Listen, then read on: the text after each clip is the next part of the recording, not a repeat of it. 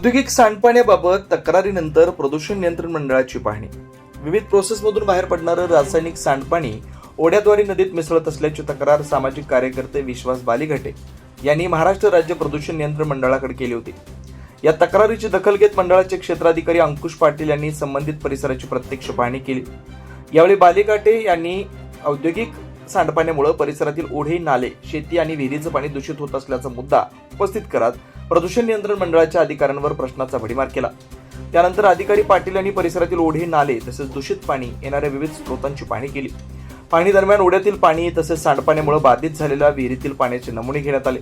याशिवाय काही शेतांमध्ये रासायनिक सांडपाणी गेल्यामुळे जमिनीवर रसायनांचा थर आढळून आल्याचं निदर्शनास आलं. यावेळी संबंधित शेतमालक व विहीर मालकांनी पाण्याचे नमुने घेऊन जाता यावर कारवाई होत नाही, मागे तसं पुढं असंच होतं, मग नमुने घेताच कशाला, असा प्रतिसवाल केला.